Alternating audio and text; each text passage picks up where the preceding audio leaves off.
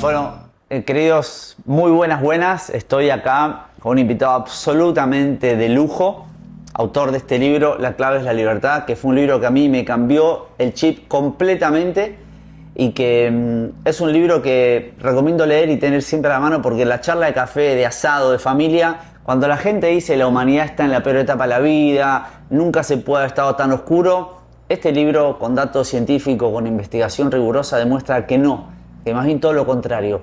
La humanidad está en un gran momento. Hoy vamos a hablar de eso con el autor. Es un honor.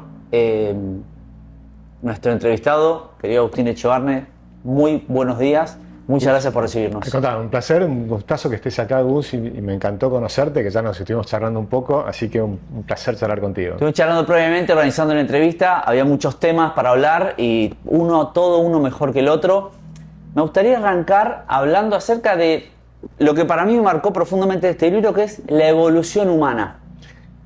Bueno, yo veo cuando uno mira el largo plazo, el larguísimo plazo, y yo carreteo lento, así que empiezo hace 1 millón de años atrás.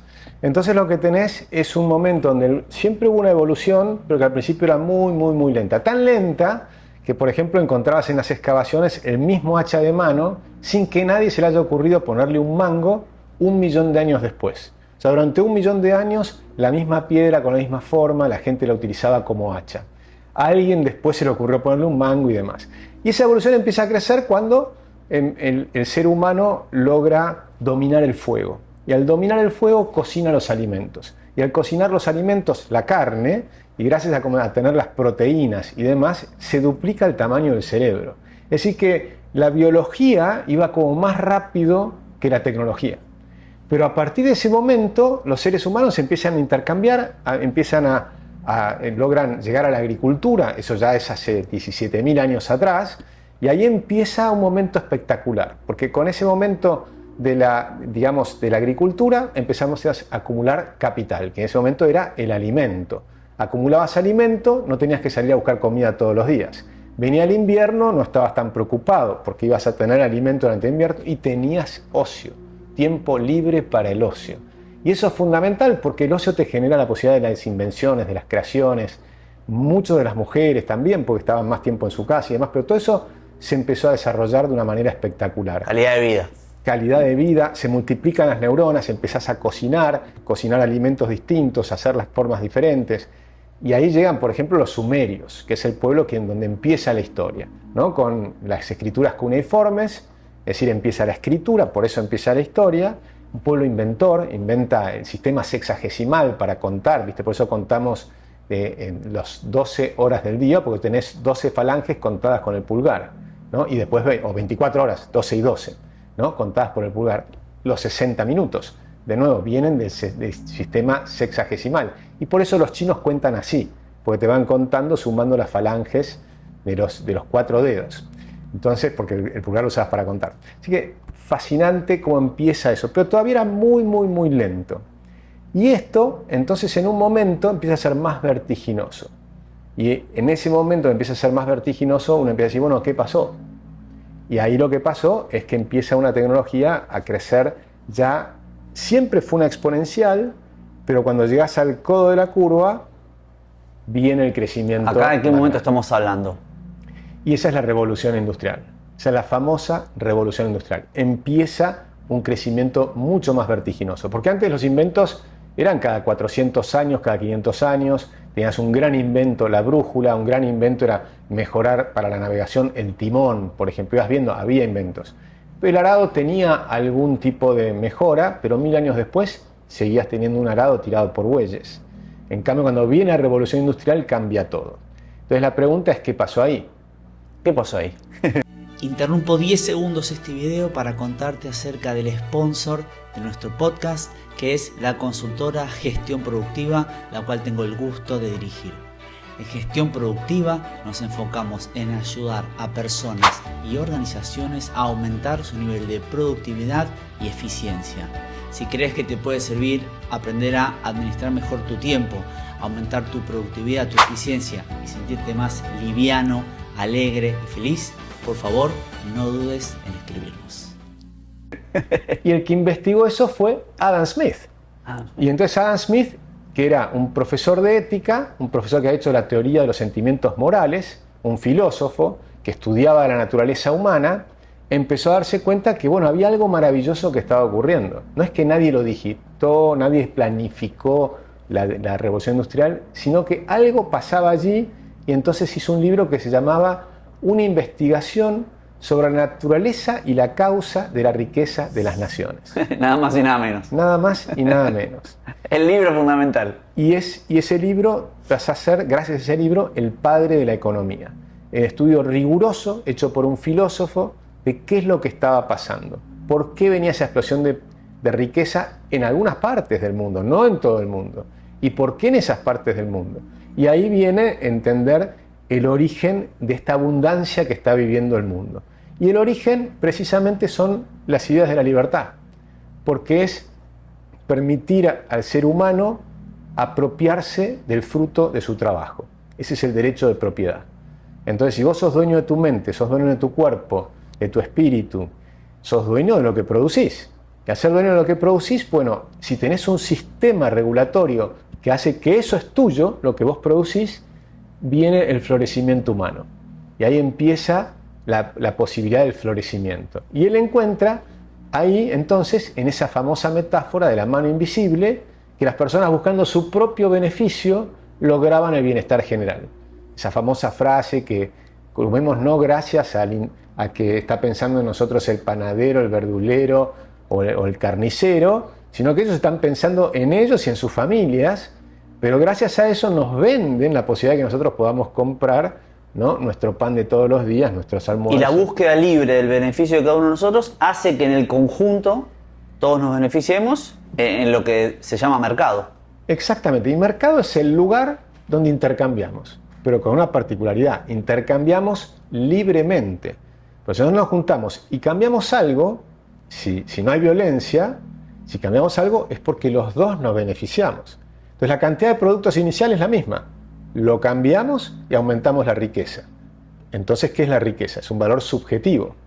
Entonces empieza a ver, claro, yo tengo demasiado de algo, pero me falta lo que tenés vos, lo cambiamos, los dos somos más ricos, los dos estamos mejor. Y ahí viene una explosión de riqueza. Y empieza a ver que con ese intercambio empieza a ocurrir algo fascinante, que es la división del trabajo. En lugar de tener que hacer tus propios zapatos, tu propio pantalón, cada uno lo suyo, con una eficiencia pésima, con el intercambio te haces especialista en algo, aumentas la productividad, y ahí tiene el famoso ejemplo de la fábrica de alfileres. Maravilloso. Maravilloso, porque te muestra una persona haciendo un alfiler, hacía 20 alfileres por día. Se juntan 10 personas, se organizan. Uno es especialista en afilar, en estirar el alambre, otro en poner el capuchón. Cada uno se especializa en algo y hacen 48.000. 48.000. 10 por 10 serían 100, no, hacen 48.000. Entonces es impresionante la explosión que tenés de riqueza en ese ejemplo de los alquileres. Y eso es lo que encuentra en la Revolución Industrial, una explosión de riqueza, que aún los pesimistas lo veían, como Marx, que reconocía en el Manifiesto Comunista que los ingleses en una generación habían hecho más bienes y servicios que todas las demás generaciones juntas. Qué interesante esto. Qué interesante. ¿Y por qué hoy todavía tenemos la percepción de que la humanidad está en un mal momento? Que esto es lo que para mí, esto es el punto clave de este libro.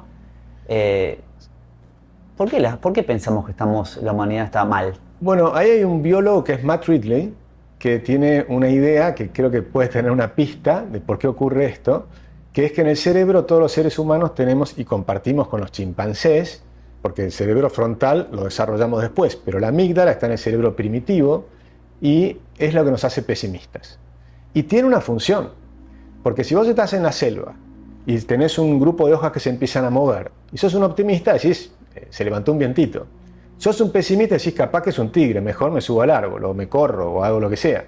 Y el tigre se va a comer al que no corrió. Entonces a los optimistas se los comieron. Y sobrevivieron los pesimistas. Somos todos nosotros que miramos las cosas y entonces nos permite ver los riesgos. Y si vemos un riesgo, entonces ahí tenemos una medida de lo que tenemos que hacer. Cuidémonos de ese riesgo. Ahora, si exagerás ese riesgo, por ejemplo, lo que hicieron con la pandemia, que te generan un miedo, miedo, miedo, y te aumentan, te estimulan la amígdala y te hacen demasiado asustado, entonces te paraliza o te encierran, te permiten encerrar.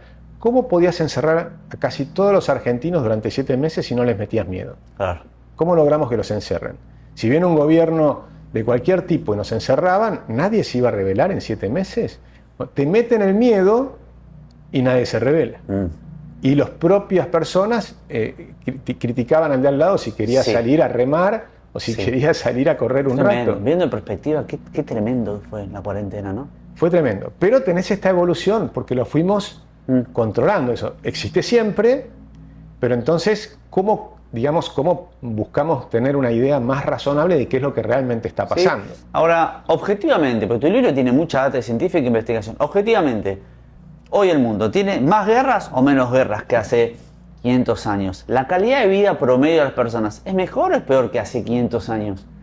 Objetivamente... Es mucho mejor. Hay muchos ejemplos en tu libro. Sí. ¿Me puedes contar algunos ejemplos? El más gráfico para mí es mirar el Código Penal. Porque si uno mira cómo tratábamos a los delincuentes y quiénes eran o no delincuentes en la historia, nos encontramos en la edad de Cristo y los crucificábamos. O sea, la humanidad crucificaba a las personas. Y el pueblo decía, libérenlo a Barrabás, lo crucificamos a Cristo y el pueblo aplaude. Los romanos tenían el circo romano. Entonces tenían esclavos, algunos esclavos los transformaban en gladiadores y los hacían matarse para que la gente festeje y aplauda. O traían bestias y los hacían pelear contra las bestias, contra leones, contra tigres, contra lo que fuere. Y aplaudían y creaban teatros, ¿no?, para que la gente admire, se divierta mientras matabas a la gente. Tenías la esclavitud durante toda la historia, hasta que llega este famoso periodo de la Revolución Industrial. Mirá la historia de la esclavitud. Todos los pueblos tenían esclavos. Los egipcios tenían la gente que hizo las pirámides, los persas. Mirás los persas que hacían con los delincuentes. Primero los torturaban, y la peor tortura era psicológica. Les afilaban un palo adelante de ellos y sabían que los iban a clavar adentro de ese palo. Y terminaban haciendo el empalamiento. Y así morían. Pero la cruz era peor, porque te morías por asfixia. Era una cosa espantosa, ¿no? Era una cosa terrible. Y si no, fíjate, cuando te colgás de un coso, ¿cuánto tiempo aguantás colgado? Bueno, muy poquito. Es tremendo, porque se morían así de una manera espantosa. Y por ejemplo, un humanista hizo aumentar el palo de la cruz, porque si no venían los perros y te comían los pies. Ese es el tipo de cosas que hacía... Un rey de hace 500 años no tenía más calidad de vida que una persona promedio en el mundo de hoy. Baño, ropa, alimentación, calidad de vida básica. Calidad de vida, vos mirás la expectativa de vida al nacer, hasta hace 200 años, era un poco mayor que hace 1000. Apenas un poco mayor. Y estabas en los 40 años. Y antes estabas en 30. Ahora estás en 85 en los países desarrollados, como Japón, Europa. Y 200 años, que es nada. Es nada. Nada. Es nada. Por eso es también la misma curva que tenés en términos de cantidad de bienes y servicios, la tenés en expectativa de vida. Venía creciendo, pero muy, muy despacito, y en 200 años se acelera muy fuerte. Es verdad que ahora se acható, sobre todo en Estados Unidos, que la obesidad, el sedentarismo, la gente que no se mueve y demás, les hizo como un techo a la expectativa de vida. En otros países sigue creciendo, pero probablemente va a volver a crecer en algún momento por el espectacular avance tecnológico que estamos teniendo hoy día. Pero cuando mirás el Código Penal, 1848, que es antes de ayer, el Código Penal francés todavía a una persona que era un delincuente le podían cortar los pezones, meterle plomo hirviendo, apedrearlos en plaza pública y el pueblo aplaudiendo. Si ahora, no digo que no pasen cosas feas, por supuesto que ocurren, pero nos escandalizan. Si en un país musulmán a un chiquito le rompen un brazo por haber robado, nos parece una aberración. Sí. Esa indignación que nos parezca una aberración es la evolución de la humanidad. Si vos decís, todos tuvieron esclavitud, no digo que hoy no existan esclavos, pero en algún lugar que hay esclavos, te escandaliza. Ese escándalo que te produce es que no solo mejoramos la parte, digamos, de la cantidad de bienes y servicios, mejoramos moralmente. La humanidad es como va haciendo ciclos, pero esos ciclos en realidad son una espiral ascendente. ¿no? Había Siempre mejorando. Siempre vas como mejorando. Tenés caídas y tenés recaídas y tenés recaídas, pero cada vez en un nivel un poco mejor. Esto lo comentaba hace muchísimos años Giambattista Vico y decía el corsi recorsi de la historia, ¿no? Las civilizaciones crecen y después caen.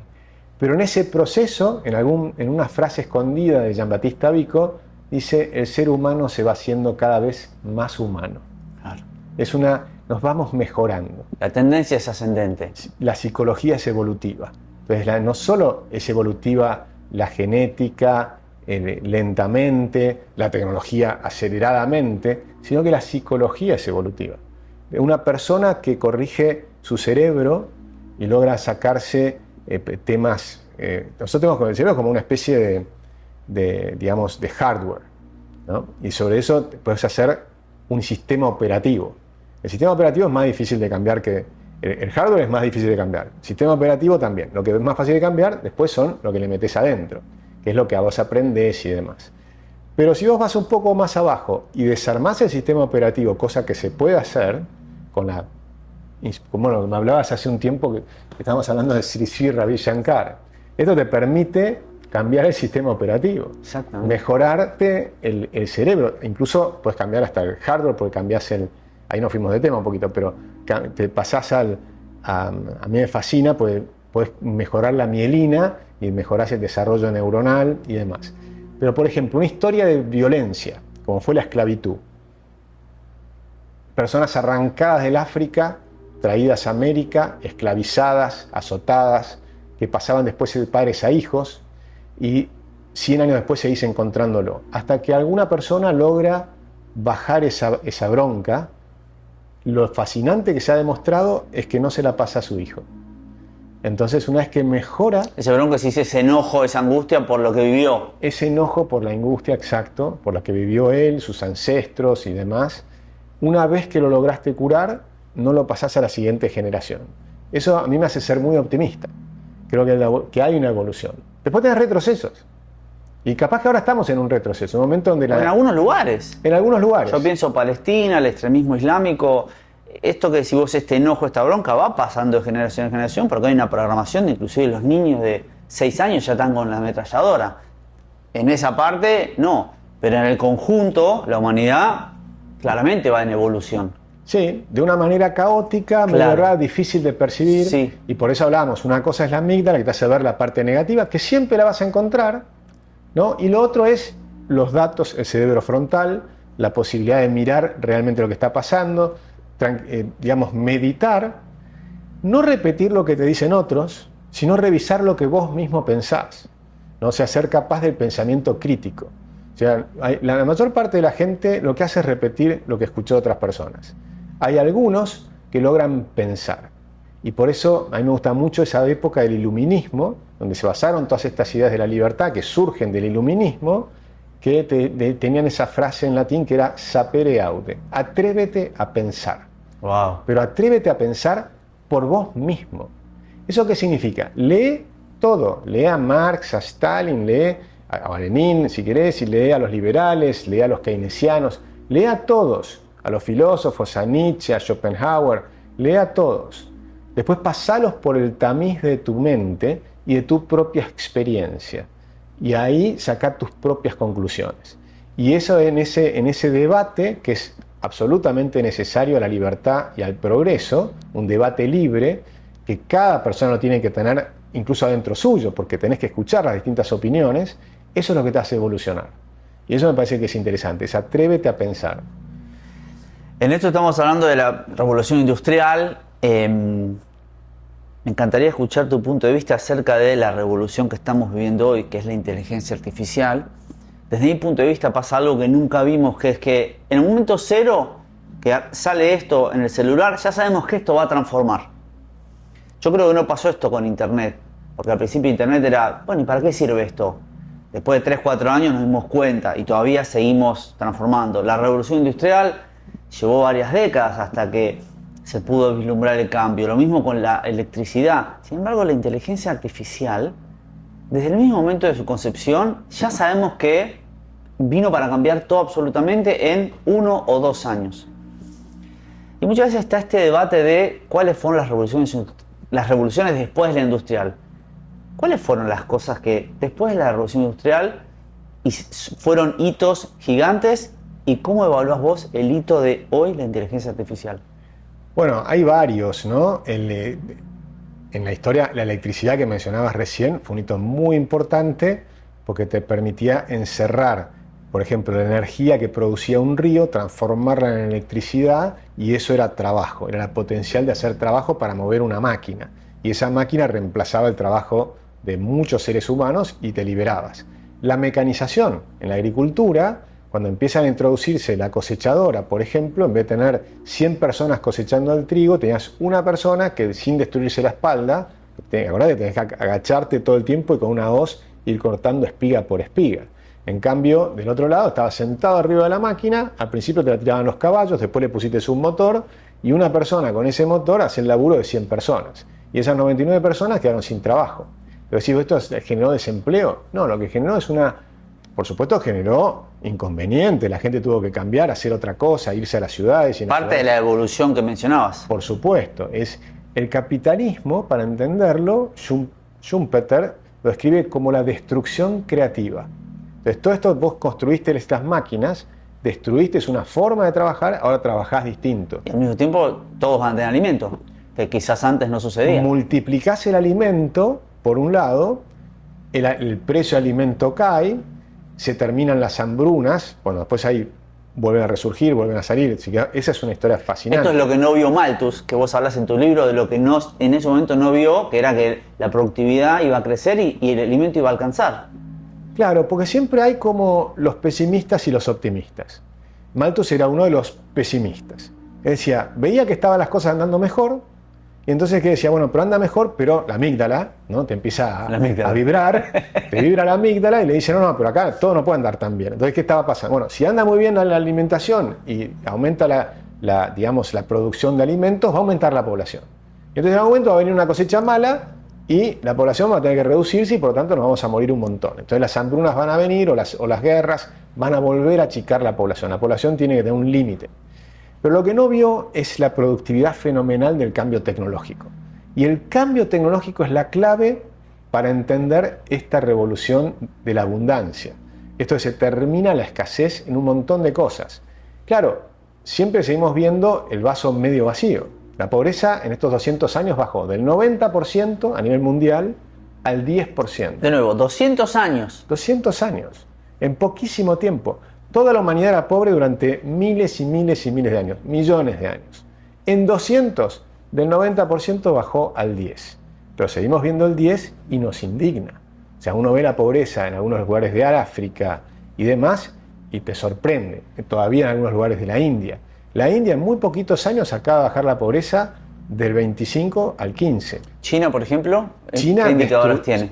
China sacó 600 millones de personas de la pobreza en 30 años. O sea, es impresionante. Asia, en su conjunto, era el que tenía mayor cantidad de pobres. Ahora es África. Antes Asia eran todos pobres prácticamente. Ahora es África, y África, como llega tarde, empieza a crecer mucho la población.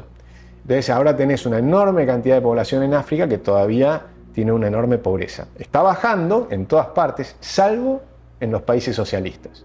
Claro. En los países socialistas sube la pobreza. En Venezuela, en Cuba, en Argentina, ¿no? El intervencionismo, el estatismo, todo eso destruye y se sube. Yo escribí hace muchos años un artículo que se llamaba La X de la pobreza. Pues yo miraba todos estos datos del mundo, extraordinarios, pero en mi país aumentaba la pobreza. Y eso es indignante. Así, ¿cómo puede ser? El mundo está destruyendo la pobreza. Hay una explosión de conocimiento, una explosión de tecnología, una explosión de abundancia y de riqueza en alimentos, en productos, todo es más fácil. Por ejemplo, me preguntaron qué cosas cambiaron en el mundo. El lavarropas. El lavarropas liberó 3 horas del tiempo de las mujeres, que se dedicaban todos los días a lavar la ropa. La cocina.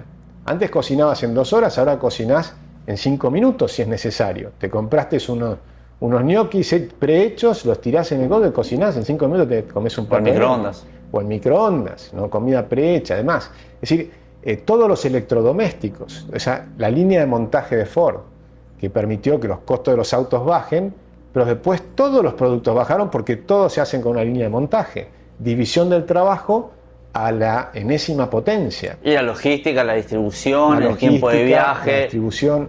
Si tomás, por ejemplo, la luz. La luz te costaba 6 horas del trabajo de un obrero, 1 hora de luz en una vela. Es decir, para tener 1 hora de luz, 6 horas de trabajo. ¿Qué significa? Que si vos comparás lo que le pasaba a un obrero hace 200 años, un obrero promedio, en cualquier país de los que hoy llamamos desarrollados, Inglaterra, Estados Unidos, Alemania, 6 horas de su trabajo por 1 hora de luz. El tipo se levantaba a la mañana, antes de que salga el sol. Laburaban 14 horas, volvían cuando ya no había sol. Iba a su casa y vivía en penumbras. Y la vela la utilizaba un día de cumpleaños, o sea, un ratito para ver algo, pero no podías prender la vela.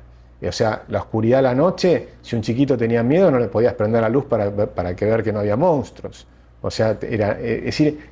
La vela un rato, qué impresionante, porque uno piensa las velas y por todos lados velas prendidas, y vos estás diciendo ni siquiera eso. La vela era un bien de lujo, un rato lo podías prender. Salvo los ricos, porque vemos las diferencias. Los ricos tenían un montón de velas. Claro. Los ricos tenían agua corriente porque tenían gente que salía corriendo a buscar el agua. Hoy todos tienen agua corriente. En un país capitalista cualquiera de los que nombramos recién, todo el mundo a la mañana, fíjate que es veamos un poco las diferencias, ¿no? Ese muchacho antes contra el trabajador hoy, que trabaja en Google o que trabaja en Amazon, el mínimo si quiere buscar, el que hace la limpieza.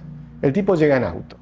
O sea, ¿qué pasó? A la mañana se despertó con el mismo ruido del despertador del teléfono, que en realidad es el mismo ruido del dueño de la empresa, que tiene también un teléfono que hace el mismo ruido del despertador.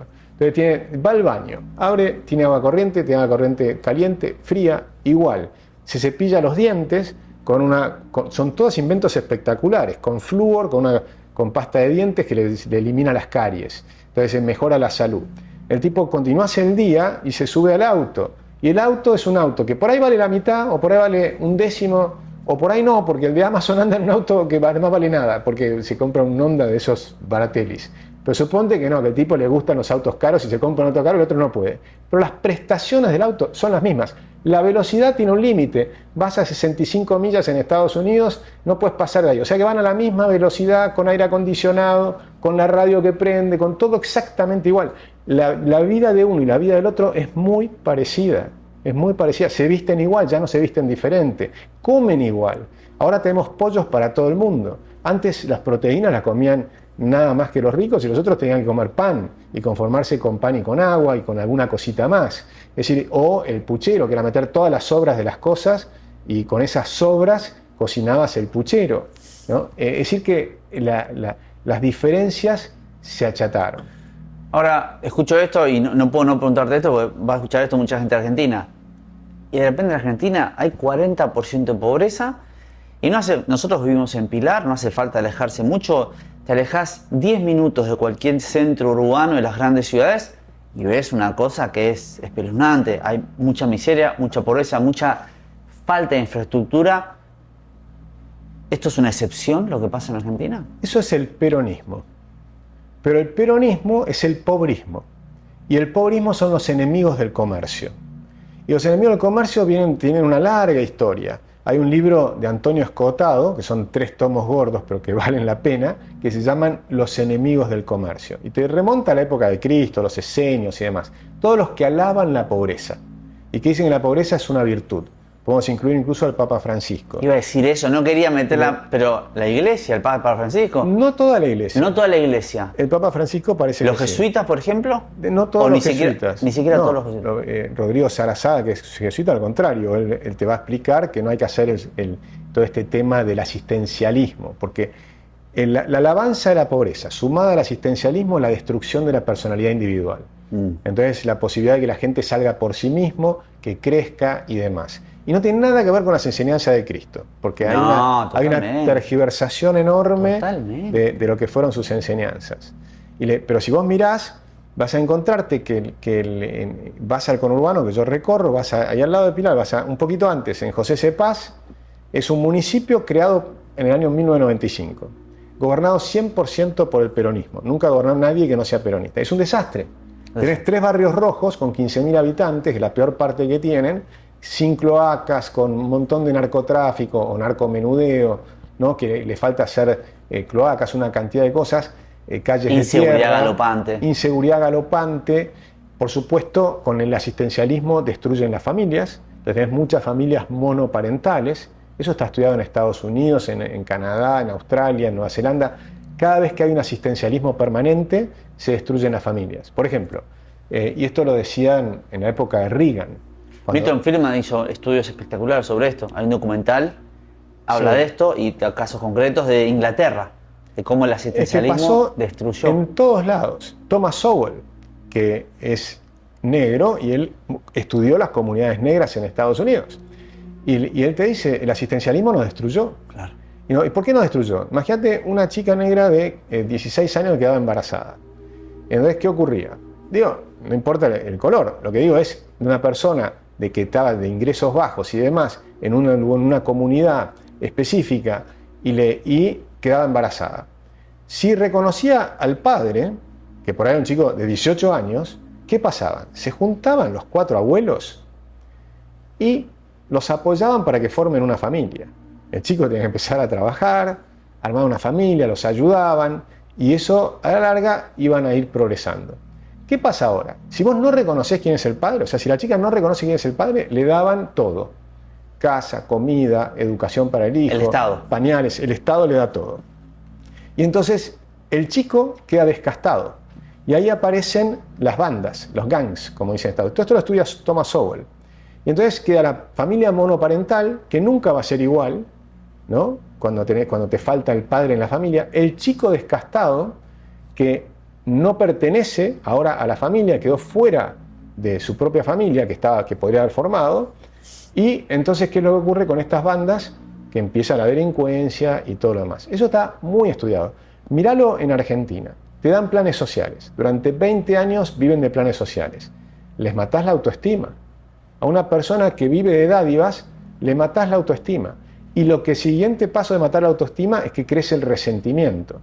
Y les vas destruyendo. Todo esto está estudiado también. Está pasando de generación en generación. El niño que no vio a su padre trabajar, esto en Argentina somos expertos. Bueno, con los niños, cuando haces un trabajo en el conurbano, es fascinante porque los chicos tienen la capacidad de cambio, hasta cuando son muy pequeñitos. Entonces, si trabajás desde muy pequeños, y por eso el año pasado trajimos a Heckman, James Heckman estudia justamente el capital humano, que es entender que lo más importante del ser humano son los cerebros. Lo más importante de cualquier país, de cualquier sociedad, son los cerebros de nuestros niños. Ahora tenemos que cuidar esos cerebros de nuestros niños. Si uno habla permanentemente de cuánto gastamos en educación, la estamos pifiando. Hay que empezar a gastar antes de la escuela. Los primeros 5 años son clave. Y lo que demuestra Heckman es que invertir en esos primeros 5 años te permite desarrollar bien el cerebro. Ahora, invertir esos años no es solamente mejorar la nutrición, que es muy importante, sino también la estimulación temprana. Entonces es educar a la mamá, sobre todo, al papá también, pero sobre todo a la mamá, que es el que más lo va a acompañar desde más temprano. Entonces esa relación madre-hijo multiplica las conexiones neuronales. Por ejemplo, hay un caso que a mí siempre me fascinó en Guatemala. Guatemala tiene a los chicos en la espalda. Entonces, ¿se acuerdan con las frazadas que te... Sí, Bolivia también. En Bolivia. Y esa costumbre ancestral les permitía a las mamás trabajar, hacer cosas. El chiquito está ahí cuidado, el chiquito está caliente, está mirando para atrás, tranquilito, no llora, está fenómeno. Para adelante, porque además los llevan colgados y van mirando para adelante. Bueno, o mirando para adelante, lo que fuera. Pero están ahí, protegidos. No hay conversación entre la mamá y el hijo, porque está ahí, ella está trabajando. Solamente con bajarlos, empiezan a gatear, empiezan a explorar, se le conectan las neuronas, empieza a meter el dedo en el enchufe y viene el grito de la mamá, o sea, la mamá tiene que estar atenta, empieza a haber una conexión. Heckman demostró que si tenés, hay estudios que demostraron, que él cita, que él menciona, que si una mamá que le habla 500 palabras por día a su hijo, le genera pocas conexiones neuronales. Si le habla 2000, le genera muchas más conexiones neuronales. Oh, wow. Y entonces el cerebro estimulado pasa a ser mucho más inteligente. Ese chico va a ser un chico inteligente.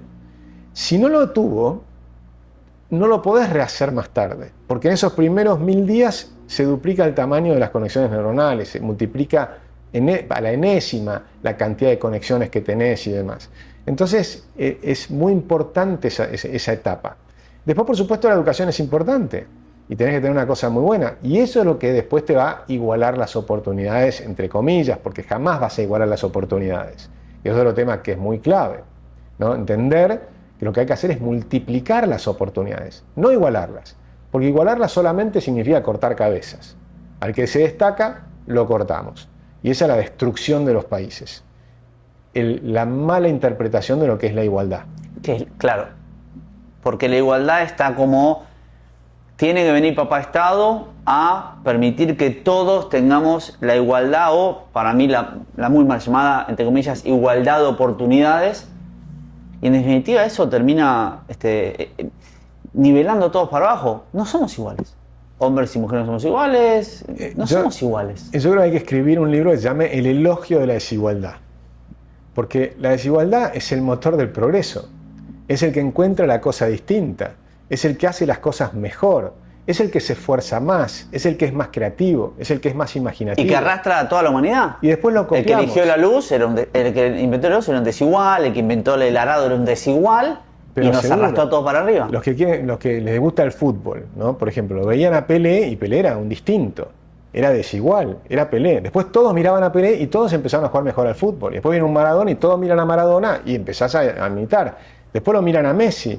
Y vos mirás el fútbol de hoy y hay un montón de tipos que hacen cosas parecidas a las de Messi. Nadie lo iguala todavía, ¿no? Pero digamos que empiezan a imitar los chiquititos de 10 años que vos los ves que empiezan a hacer cosas que antes no las veías. Es decir, el que hace algo distinto, después lo puedes copiar, lo puedes imitar.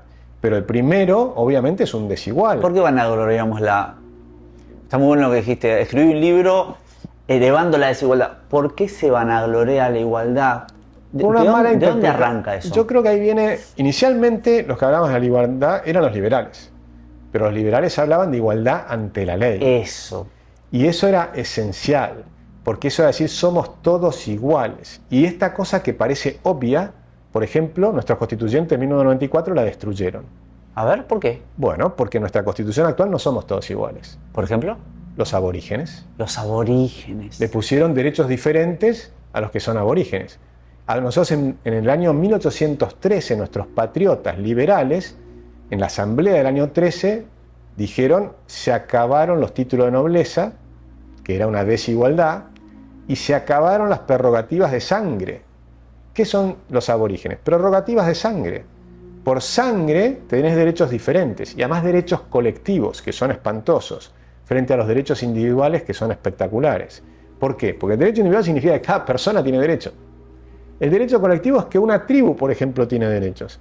Ahora, si la tribu tiene derecho a una propiedad, a una tierra, ¿quién es el que gobierna? El jefe de la tribu. Ahora, si vos estás ahí adentro y construís tu casa, no es tuya, ¿sí? Es de la tribu.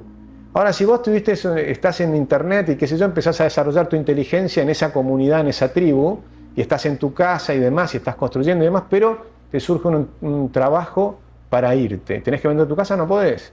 Porque tenés que pedir permiso al jefe de la tribu.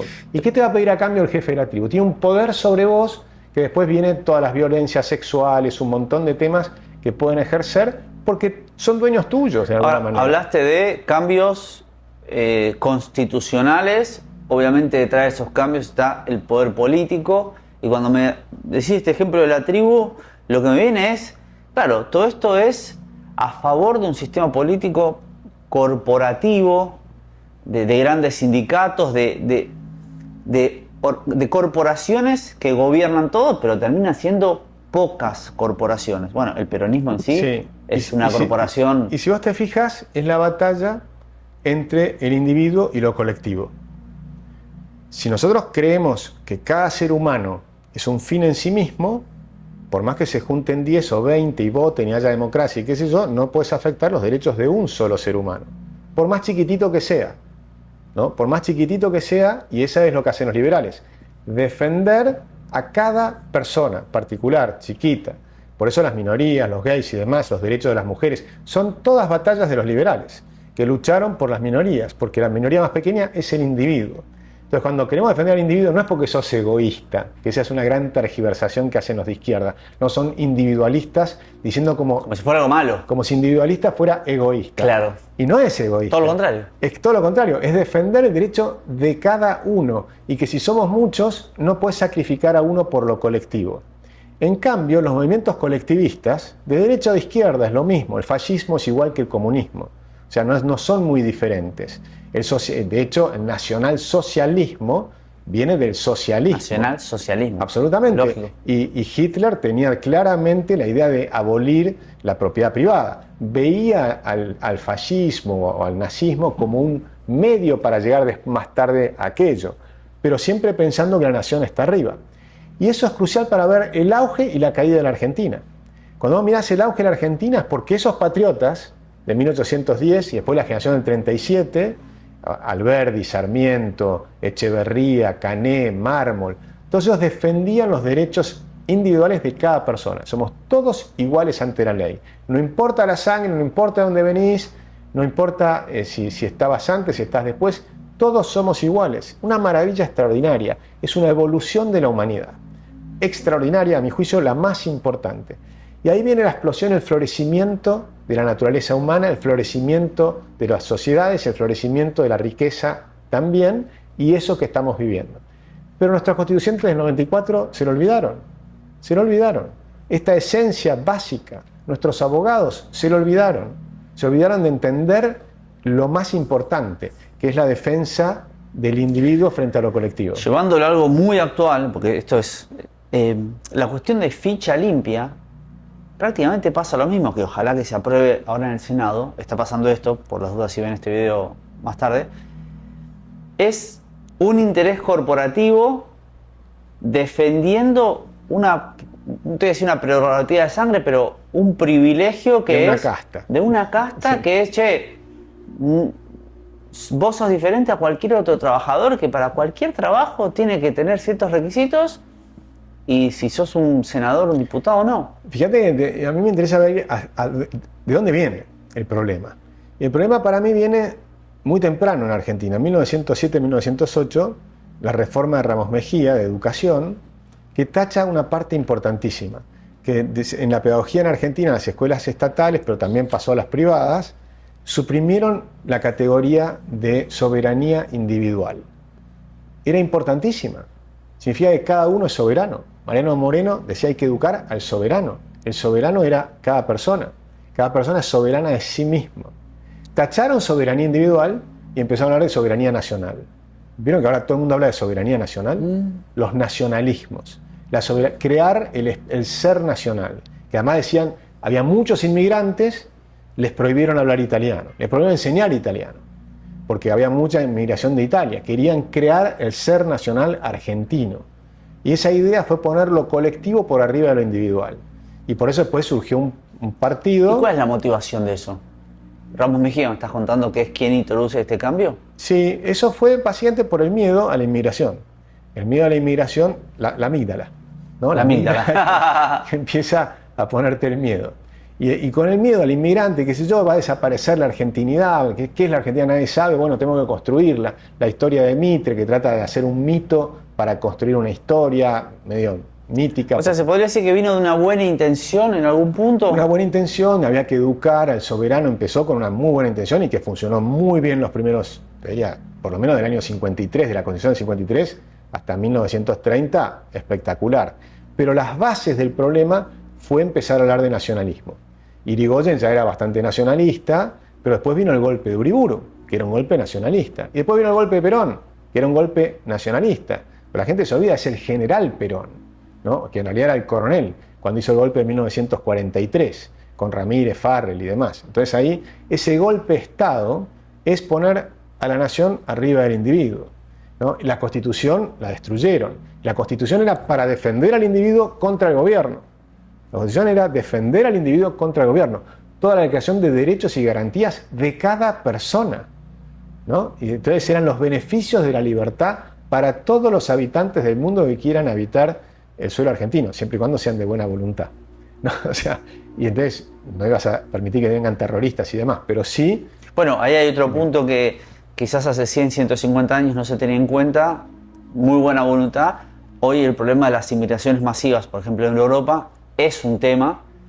Y el tema de que vengan bolivianos, paraguayos, cualquier tipo de gente de Latinoamérica a estudiar, a usar la salud pública y la infraestructura argentina, hoy es un tema que se está teniendo en cuenta, ¿verdad? Bueno, a mí me encanta la inmigración y la libre movilidad de la gente que vaya donde quiera. El problema es que eso es incompatible con el Estado benefactor. Exactamente. Porque si venís acá y te regalo la educación, ¿quién te la paga? Te la está pagando gente que no va a la universidad y le está pagando a una persona que viene, se educa y después se va del país. O sea, cualquiera que quiera habitar el suelo argentino sigue estando maravillosamente bien, pero no ojo, puedes tener sin Estado benefactor. Sin Estado benefactor. A Europa le pasa lo mismo. Si vos le decís a los inmigrantes que vienen del África, que vienen de un continente mucho más pobre, les doy un Estado benefactor, atraes a un montón de gente. Y ahí hablamos de la izquierda, peronismo, me encanta. ¿Cuál es el interés detrás, mejor dicho, cuál es el interés no, cuál es el negocio detrás de esta inmigración masiva en Europa, que no es gente de buena fe que viene a legalizarse, a nacionalizarse, a trabajar legalmente, sino que son barcos llenos de africanos, marroquíes, albaneses, que van a Francia, España, Europa y de repente crecen las tasas de criminalidad. ¿Hay un negocio detrás de eso? No, yo creo que hay malas ideas atrás de eso. Básicamente son buenas intenciones, pero muy malas ideas. Entonces, por ejemplo, Europa, enorme libre comercio internamente, 30 países que comercian, y al aumentar el comercio después de la posguerra, viene el auge europeo. Europa era re pobre, en la posguerra había sido pobre entre las dos guerras, pero en la posguerra sigue siendo súper pobre en la década del 50 y demás. Pero ahí empiezan entre Konrad Adenauer y De Gaulle, y un señor que era Monnet, que hacen los acuerdos del acero y del carbón. Empiezan, entre los que se habían matado siempre, alemanes, franceses, españoles, ingleses, todos se mataban. Durante siglos se mataron los europeos, hasta que pusieron comercio libre. Y el comercio pacifica, el comercio suaviza las costumbres, el comercio te hace que haya interrelaciones entre los empresarios de diferentes países, entre los ciudadanos empiezan a recorrer, a conocerse, hay mayor conocimiento, el que está del otro lado no es un enemigo, pasa a ser una persona con el que comerciás. Cuando vos comerciás a alguien, lo primero que haces es invitarlo a almorzar, ¿no? Y lo tratás bien, le das un No querés insultarlo. No lo querés insultar. No le querés pegar. A ver qué traes, qué te puedo dar, ¿viste? El mutuo beneficio, extraordinario, una maravilla de riqueza europea, de la pobreza inmensa. En medio siglo pasaron a una riqueza impresionante. Medio siglo, 50 años, nada. Nada. Después de 3 o 4 décadas de las peores guerras que la humanidad había visto. Cientos de años. Me refiero a la primera y la segunda, que fue algo... Fueron espantosas. Que nunca la humanidad había visto. Fíjate el poder del comercio libre. Ahora, después perdieron la noción y se protegieron contra los demás. Por ejemplo, con los africanos. ¿Por qué no comerciaron libremente con los africanos? Dijeron, no, tenemos que tener nuestros propios alimentos. No podemos aceptar el alimento del continente africano que podría estar exportando alimentos. Y se hubiera enriquecido... Eso quizás para proteger a una industria, como pasa hoy con Francia, para proteger a una industria... Son los famosos proteccionistas. Proteccionistas. ¿A quién protegen los proteccionistas? Y los proteccionistas protegen la riqueza de los ricos. Claro. Pero no protegen que el pobre pueda comprar el mejor producto al mejor precio posible. Protegen a 7 familias de Tierra del Fuego, ¿sí? Que ganan miles de millones de dólares. Y los argentinos pagamos el doble por los celulares. 47 millones de argentinos enriquecen a 7 familias que tienen 10.000 obreros. Esa es la proporción. Pero 47 millones estamos pagando las computadoras más caras, las heladeras más caras, todo lo pagas más caro. Y el proteccionismo se le suman, no sé si estás de acuerdo, es una pregunta... Se le suma el exceso regulatorio, que Europa en las últimas 3 décadas, la regulación es una cosa increíble. Y fíjate entonces cómo sigue el asunto, porque me preguntás la inmigración. Vos les impedís comerciar, por lo tanto les impedís a los africanos el mayor motor del progreso, que es el comercio libre. Entonces les impedís el comercio libre y después les mandás ONGs para que les den plata a gobiernos corruptos y que manejen la plata de las ONGs y qué sé yo. Entonces lo que necesita África son instituciones sanas y libre comercio.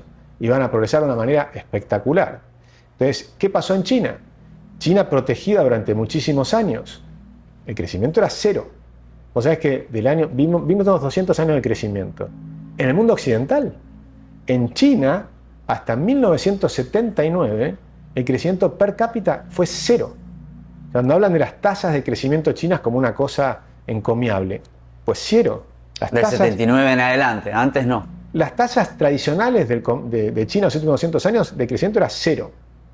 Cero. Se muere Mao, asume Deng Xiaoping, libera 13 regiones al comercio y además les permite la entrada de los capitales explotadores, ¿no?, de Estados Unidos y de Europa. Entran 700 millones de dólares por año la primera década. Entran 7.000 millones de dólares por año la segunda década. Entra 70.000 millones de dólares por año la tercera década. Increíble. Sacan a 600 millones de personas de la pobreza. Los salarios se multiplican por 5. Las tasas de crecimiento son del 10% anual y hablamos del milagro chino. ¿De qué estamos hablando? ¿Del milagro occidental? Porque lo que hicieron es aplicar las ideas de Occidente en 13 regiones de China, pero con un gobierno totalitario. Entonces ahí viene un problema, porque tenés por un lado instituciones de comercio libre, libertad económica, pero un gobierno totalitario. Y después, ahora tenemos un nuevo presidente, que es Xi Jinping, partido único, partido comunista, no te lo puedes sacar de encima hasta que se muera, no sé cuándo. Y este personaje es distinto de Deng Xiaoping. Xi Jinping es un autoritario, le teme al poder de las empresas que les va bien. Entonces tenés Alibaba, una especie de Amazon, pero de China, venía creciendo espectacular, y de pronto el CEO desaparece por 3 meses. ¿Eso cuándo pasó? Eso pasó hace unos años atrás. Y vos mirás en Alibaba contra Amazon, Amazon siguió creciendo así y Alibaba vale lo mismo que hace 10 años. Entonces mataron el crecimiento de una empresa espectacular que tenían ahí en China. Ahora empezó a arrancar un poquito de nuevo. Tenés Oriental Education. Yo compré unas pequeñas acciones de una empresa a mí me encanta la educación, de educación online. Me parecía fascinante hasta para aprender lo que estaban haciendo los chinos. Increíble. Y además ganaba plata, lo cual es rarísimo, porque una empresa de .com que con un crecimiento increíble, pero que además ganaba plata, era extraordinario. Y el potencial de la cantidad de chinos que hay, 1.400 millones, era extraordinario. Venía ganando un 90%, 100%, espectacular. Viene el gobierno chino y dice, no, esa empresa de educación y está ganando y está creciendo de esa manera, no, eso no le gustaba al gobierno. ¿Qué hizo? Le prohibió el marketing y se cayó 20%. Le prohibió el marketing. Y sin embargo, seguía creciendo igual, sin marketing. Y volvió a empezar a crecer. Entonces, ¿qué dijo? Le prohibió vender sus servicios a los estudiantes secundarios y universitarios. Chao, la mató. Entonces, no la terminó de matar, porque volvieron a buscar ciertas cosas y empezó a crecer. Después le prohibió el lucro. Y se cayó 90%, y ahí vendí. Y ahora está subiendo de nuevo y no sé por qué. Porque ya vendí, ya me enojé. Estos tipos que vienen y te destrozan todo. Era una cosa maravillosa. Entonces, la libertad te produce cosas maravillosas. La intervención del Estado es espantosa siempre, sí, y en todo lugar es espantosa. La intervención del Estado es espantosa por la lógica de cómo funciona el Además, Estado. Claro, hay que aclarar que la intervención del Estado, que muchos defienden, es la intervención de un loco que está en un escritorio sentado, que quizás no conoce la realidad. Acá Javier Milei está haciendo un trabajo fenomenal en esta parte de la batalla cultural, pero el tipo no sabe. Entonces el Estado en realidad son un par de personas, burócratas grises, exactamente, que nunca aprendieron, que no saben lo que es pagar un sueldo quizás. Sí, una gran confusión que es el endioseamiento del Estado. Y creer que el Estado, por ejemplo, somos todos. De ninguna manera. Las constituciones justamente son para defendernos del Estado, para defendernos de los gobiernos. Porque hay gente que maneja esas leyes, que crea esas leyes. Y ahí viene toda una escuela de pensamiento liberal en Chicago, que es el public choice. Cómo se toman decisiones en el Estado. Igual que en el sector privado. Vos tomás decisiones, como decía Adam Smith, por tu propio beneficio. Pero en el mercado, cuando las reglas son voluntarias, nos beneficiamos los dos. En la política interviene la violencia. Entonces no es voluntario. Yo fijo una ley y tengo el poder de policía para hacerla cumplir. Es decir, tengo la cachiporra y la pistola. Y te meto preso si no lo cumplís. Y te digo que el precio del dólar es el que yo digo y no el que fijamos libremente, sino el que yo digo. Y te pongo distintos precios del dólar. Si vos haces tal cosa, te pongo un precio, si haces otra, te pongo otro precio. Y si exportás, te pongo retenciones, las que yo quiero para tu negocio. Entonces empiezo a decir, les saco a uno y les doy a otro. Si el Estado le puede sacar a uno y les da a otro, en realidad es una persona que es el que tiene la lapicera que le pudo sacar a uno y darle a otro. Le saco al campo y le doy a la industria. Los del campo, ¿qué tienen? Son 250.000 productores desorganizados. Los industriales son 10 tipos. Me arreglo con estos 10 tipos, le saco al campo y hago todo un bardo de decir que la industria, la industria, la industria. ¿Sí? Y que nunca funcionó para nada. Que en realidad funcionó espectacular hasta que empezó a intervenir el Estado. Claro. Pero es algo que vos sabés que no se sabe mucho. A ver. En Argentina, nosotros estudiamos en la universidad, con nuestros profesores, en los colegios, en los libros de texto, en todos lados, te hablan del, algo que habrás escuchado muchas veces, el modelo agroexportador. ¿No? ¿No? Modelo agroexportador. Jamás existió. Claro. Es una mentira, es una falacia.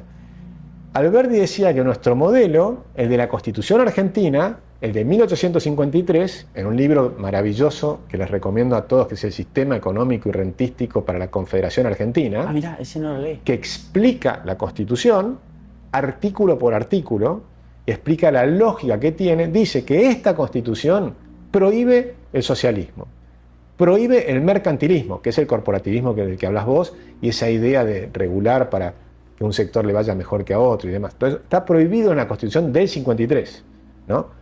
Porque el modelo que tiene metido, el modelo económico que tiene metido adentro, es el de la escuela industrialista escocesa de Adam Smith. Esa es la Constitución de 1853, según Alberdi, que es el padre de nuestra Constitución, ¿no? Entonces, ¿qué es lo que te está diciendo? Si era un modelo industrialista, pero claro, venís a Argentina, un país con las mejores llanuras fértiles, la pampa húmeda, es decir, que te llueve, que produce una productividad fenomenal, y además puedes expandir las hectáreas útiles porque introducís el ferrocarril, y después podés enfriar y puedes exportar la carne y no solo el cuero, y empiezan todas esas cosas, obviamente que iba a crecer más rápido, el agro o la industria. El agro, que además trae una industria aparejada. Hoy no hay duda de eso. Bueno, pero lo que creció más rápido no fue el agro. Mirá. Fue la industria. Mirá vos. Eso es lo que es maravilloso y ninguno de mis profesores me lo mencionó. Mirá vos. Ninguno de mis profesores me mostró que la industria crecía más rápido que el agro. Hasta que un día vi un gráfico y vi que el producto industrial había superado el producto agropecuario. ¿Qué año? 1922. ¿Cómo? ¿Pero no era un modelo agropecuario? Y de pronto la industria era más grande. Obvio, porque vos lo dijiste. El agro desarrolla la industria. Porque empezó a tener la industria mecanizada, la metalmecánica, el transporte, porque es el ferrocarril. Para producir el ferrocarril había que hacer los durmientes, los clavos, después ponías el telégrafo. ¿Cuándo se frena ese proceso? Con Perón. Con Perón. Se empieza a frenar con las ideas nacionalistas, bien la idea intervencionista de la década ¿En el del 30 ya empiezan estas ideas? Sí, empieza la Junta Nacional de Granos, pero con pequeñas cosas. El Banco Central, que empieza también en la década del 30. Hecho antes de Perón. Sí, pero esos primeros 10 años el Banco Central funciona muy bien, hasta que llega Perón. Perón es el... Pero Perón es el cáncer. El estatista máximo. Es el estatista máximo, es colectivista, es fascista. O sea, es el que te decía... Mussoliniano. Volvemos a la soberanía individual o la soberanía nacional, que te habla Perón. Primero está la nación, después está el partido y último el ciudadano. Terrible. Último el ciudadano. El movimiento. El movimiento. La patria, el movimiento. Sí, la patria, el movimiento, porque además el movimiento es peor que el partido, porque el partido viene de parte. El movimiento es como una religión. Claro. Está pegado a... Fíjate que Sebrelli decía, el partido viene de parte, entonces vos reconoces que hay otra parte. Y entonces la democracia es un diálogo entre partes que pensamos diferente. Y está bien que pensemos diferente. En cambio el movimiento es represento a la patria, yo soy el movimiento que sostiene a la patria. Lo único que falta es que te pongan a Dios arriba, entonces ya tenés todo. Bueno, el líder. Y el líder, por supuesto. Y entonces, el peronismo es... Absolutamente. Absolutamente. El líder o la líder o la líder. Que te lo ponen ahí como si fuera una cosa maravillosa. Sí, pero lo increíble de Perón es que cuando otros líderes peronistas van en decadencia, vuelve a aparecer Perón. Viste que los kirchneristas dicen, no, Sí. yo no soy kirchnerista, yo soy peronista, de Perón. Absolutamente. Bueno, el que lo describió maravillosamente bien con un dibujo, ¿sabes quién fue? ¿Quién? Jorge Luis Borges. A ver. Y lo describió como una hidra de muchas cabezas. Claro. Entonces, en una cabeza está Perón, en otra cabeza está Evita, en otra cabeza está Marx, en otra cabeza la podemos poner a Cristina Kirchner, y cuando ya nadie se la banca a Cristina Kirchner, ocultan esa cabeza y te muestran otra, y el monstruo es el mismo. Y siempre eligen, ¿y cuál eligen? La que la gente más les gusta. Claro. Entonces te ponen en la cabeza que a la gente más le gusta. Y para ganar las elecciones. Y el monstruo... Es una gran maquinaria electoral. Espectacular. Espectacular, insuperable. Pero a la hora de gobernar... Bueno, porque tiene estas ideas colectivistas que suprimen al individuo. Cuando en realidad es todo lo contrario. Volvemos a las... Sí, y vamos a sacar el elefante de la sala. Y hay muchos delincuentes, Agus. Absolutamente. Hay muchos chorros. Yo, cualquiera que pienso, digo, yo no lo entregaría, no le compraría un auto usado. Bueno, lo interesante ahí... Hay muchos delincuentes ahí. Que yo creo que vale la pena... Me van a matar los peronistas, perdón. No, pero es que vale la pena para mí detenerse a entender por qué. Porque es lo normal. Lo normal, si vos no los detenés a los estatistas, es que tomen todo el poder. Y el poder, como decía Lord Acton, corrompe. Y el poder absoluto corrompe absolutamente. Y le puede pasar a cualquiera. O sea, sí. Le puede pasar a cualquiera. Cualquiera que llegue ahí arriba, si se siente todopoderoso, es un problema. Ahora estoy leyendo 3 tomos fascinantes, terminé el segundo, de la historia de Julio César, de Santiago Posteguillo. Es lo mismo que ahora, solo que mucho más violento, porque como decíamos antes mataban muchísimo más, asesinatos. Traiciones sigue habiendo exactamente la misma, pero antes te mataban con esa traición, ¿no? Y ahora los políticos se traicionan. Pero la lógica de la política es espantosa, porque es un juego de suma cero.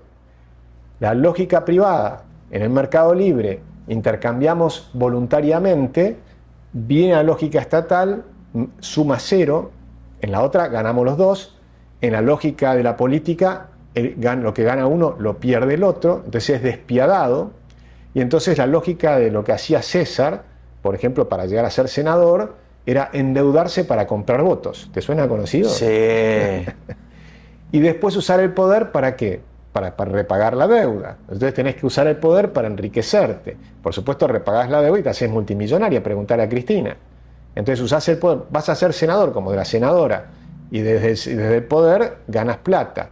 ¿Y por qué ganas plata? Porque si tenés el poder absoluto, puede hacer que uno gane y otro pierda.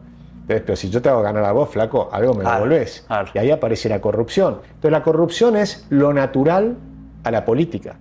Desde la época inherente. Es inherente, es parte de la naturaleza humana. Sacás la lógica del mercado, pasás a la lógica de la suma cero. Además que estás administrando bienes, recursos, guita de otro en nuevos volúmenes estratosféricos, gigantescos, que un ápice te hace millonario para toda la vida. O sea que Santiago Posteguillo calcula en cuánto se endeudó Julio César para llegar a ser senador.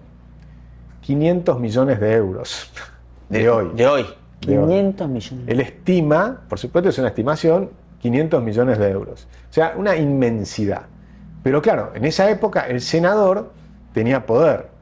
Y comprando votos, seguía endeudando para seguir comprando votos, logró que le den el máximo poder. ¿Cuál era el máximo poder?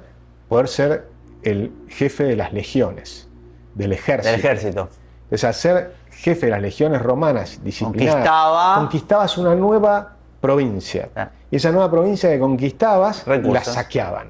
Lo que hacen ahora. Colonialismo. Lo que hacen ahora, te saquean con los impuestos. O sea, ¿qué hacen los políticos? Conquistan el poder.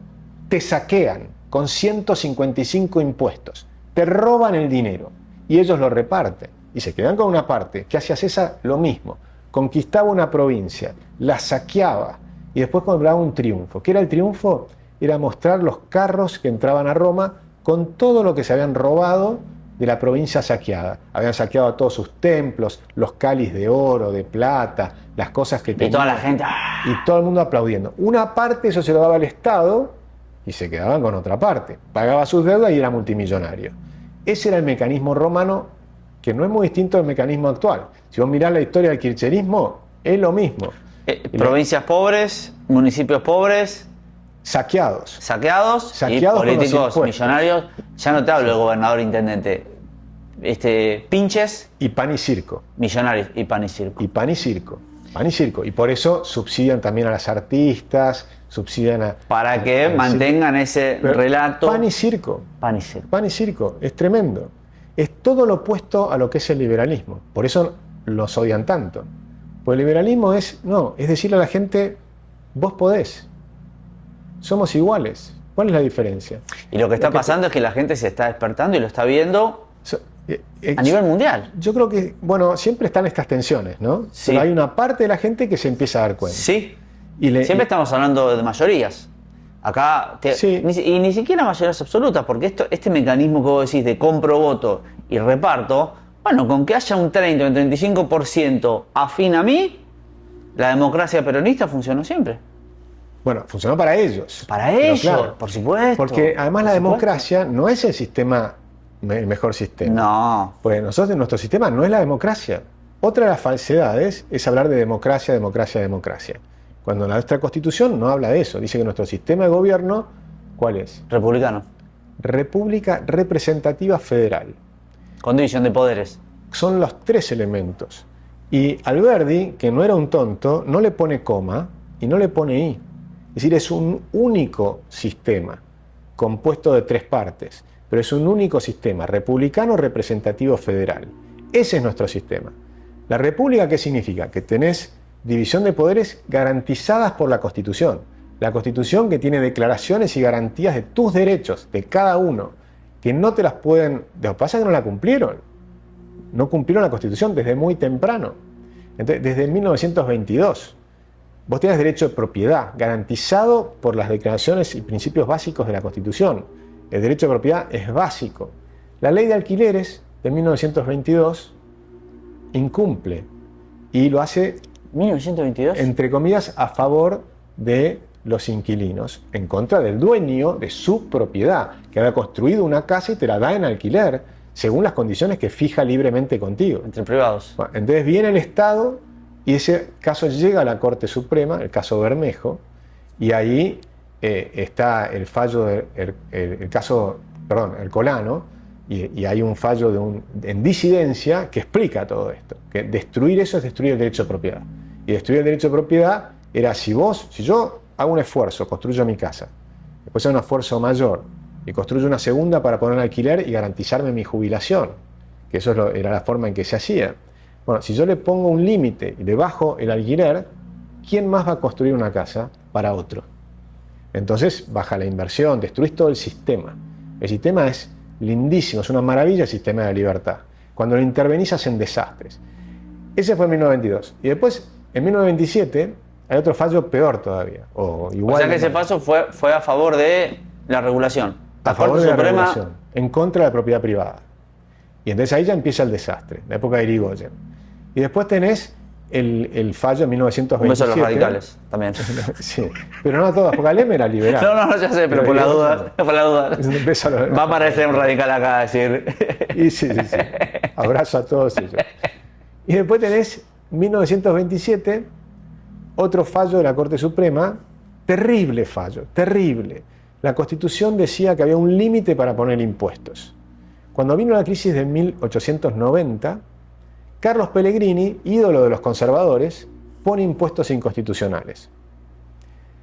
37 años más tarde, justicia lenta, la Corte Suprema dice esos impuestos eran inconstitucionales. ¿Pero qué pasó? Con esos impuestos aumentó la recaudación. Con el aumento de la recaudación creció el gasto público. Siempre crecen juntos, la recaudación y el gasto público. Entonces el gasto crece, ¿y qué dijo la Corte?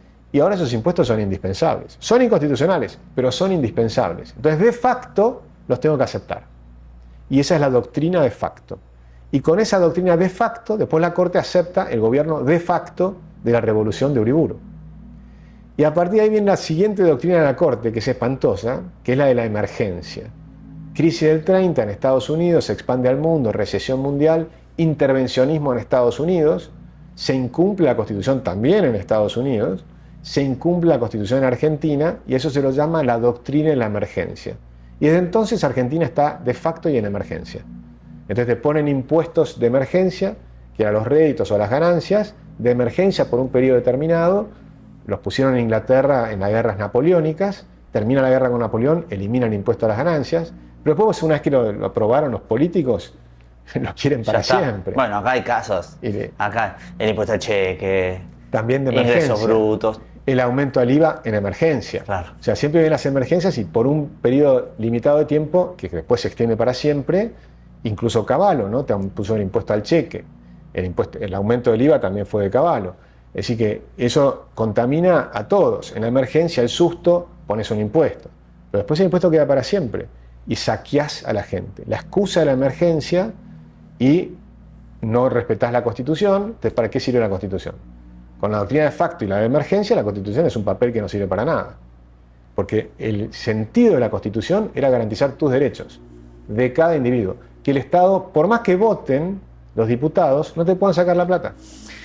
Para ir cerrando, para cerrar esta parte y ya entrar a redondear, es una pregunta retórica, pero ¿podrá este gobierno, al que yo apoyo a full, podrá este gobierno de la misma manera estar recomponiendo la economía de una manera absolutamente increíble, que van a estudiar los libros de economía sin dudas? ¿Podrá recomponer el poder de la Constitución?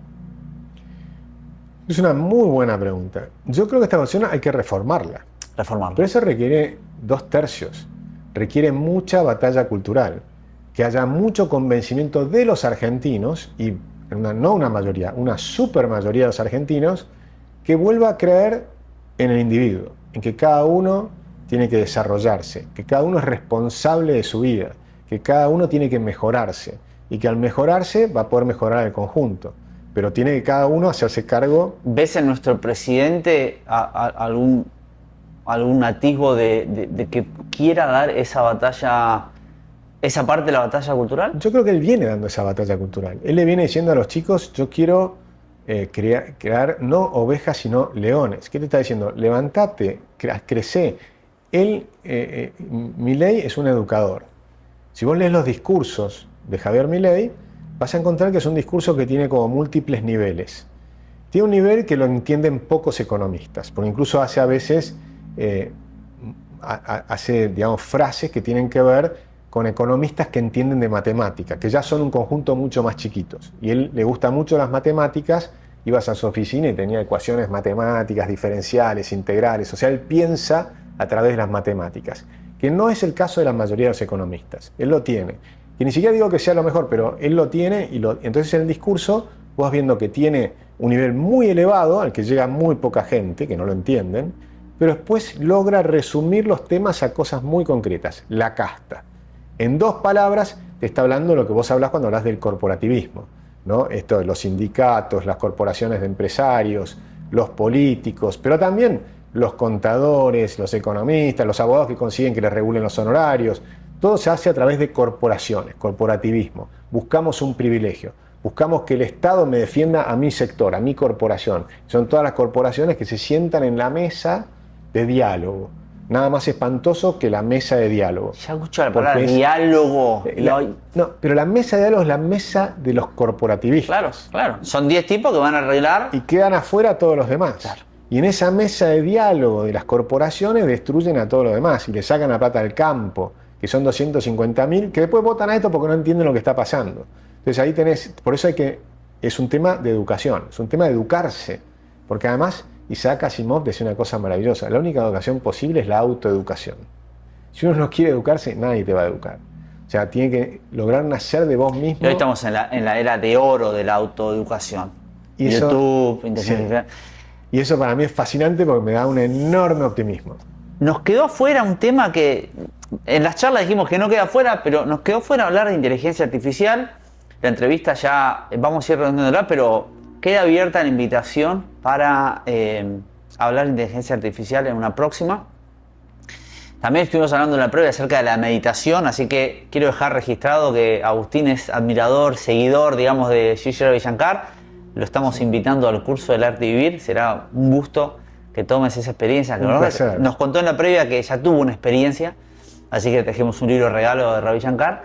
Y para cerrar, una pregunta que le hago a todos los invitados, querido Agus, para vos, ¿qué es lo más importante en la vida? Bueno, si yo puedo dar un consejo y que además resume un poco todo lo que me dijiste al final, creo que es educarse. Educarse es entender que desde cualquier nivel que estés podés superarte. Y superarte implica un esfuerzo, ¿no? Es un esfuerzo múltiple, en múltiples dimensiones. Tenés que mejorar tu estado físico, tenés que mejorar tu estado mental, la meditación habla un poco de eso, la parte espiritual, tenés que mejorar tu parte académica, o sea, tenés que estudiar para saber más cosas, cuanto más sabés, más te das cuenta de todo lo que te falta saber, saber que todos somos ignorantes, pero en distintos niveles y en distintas cosas, por eso el diálogo es importante, pero creo que el tema, la educación es elevarse, es el sapere aude que hablábamos hace un rato, atreverte a pensar, a tener tu propio criterio, tu propio pensamiento, no creer y sobre todo no creer en los políticos, en ninguno. Estudia, léelos a todos, escuchalos a todos, pero saca tus propias conclusiones. Sabé que los políticos buscan su propio interés. Entonces eso, y la política es mala en general, pero cada uno tiene unas posibilidades enormes. Y hablando de la inteligencia artificial y toda esta tecnología, la explosión de tecnología, el celular tiene miles de bibliotecas de Alejandría, gratis. Ahí hay una mina de oro. El que tiene un celular tiene millones y millones de dólares metidos en su mano. O sea que la potencialidad que tiene es infinita, es enorme, inmensa, para autoeducarse, para aprender a cocinar, para aprender a programar, para aprender idiomas con Duolingo. No hay excusas. No necesitas maestro, no necesitas la escuela. Vos mismo con el celular. Aprovechar cuando vas en el colectivo, te pones en el auricular y tenés conferencias de la Fundación March y escuchás a los mejores filósofos de la humanidad gratis. O sea, antes, me acuerdo, Steve Jobs decía que envidiaba a Alejandro Magno porque había tenido de tutor Aristóteles. Hoy podés tener muchos Aristóteles que te están hablando al oído. Y además tenés la posibilidad de comunicarte y preguntarles y muchos de ellos te responden. O sea, escriban por mail a cualquier persona. La mayor parte de la gente responde. Algunos más, algunos menos, pero alguno te va a responder. Es fascinante. No hay diferencias. O sea, hay una enorme posibilidad de diálogo y de comunicación horizontal con los mayores pensadores de la humanidad. Es fascinante lo que está pasando. Aprovechen lo que está ocurriendo. Es fascinante. No podíamos terminar la entrevista mejor con esta bomba de entusiasmo, de optimismo. En ese sentido, este es el libro de Agustín, La clave es la libertad. Este libro, para mí, cuando lo leí, fue una bomba de entusiasmo y de optimismo en entender cómo, lejos de lo que la mayoría de la gente cree, o la negatividad, o la amígdala, como lo explicó Agustín, lejos de creer que la humanidad va todo para abajo, retroceso, que es un desastre, que la humanidad está en su mejor momento y mejorando. Así que, súper recomendado. Muchas Querido gracias. a vos, un placer. Muchísimas gracias. Muchísimas gracias. Hasta la próxima. Un gustazo enorme.